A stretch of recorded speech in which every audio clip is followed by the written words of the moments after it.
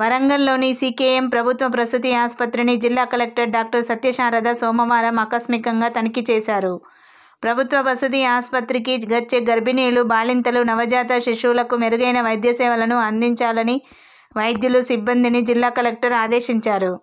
ఈ సందర్భంగా కలెక్టర్ మాట్లాడుతూ ఆసుపత్రిలో ఇన్పేషెంట్, అవుట్పేషెంట్, నవజాత శిశువులకు అందిస్తున్న వైద్య సేవల గదులతో పాటు ల్యాబ్, పరిపాలనా విభాగం, ఆపరేషన్ థియేటర్, ఫార్మసీ, స్టోర్, కిచెన్లను కలెక్టర్ పరిశీలించారు.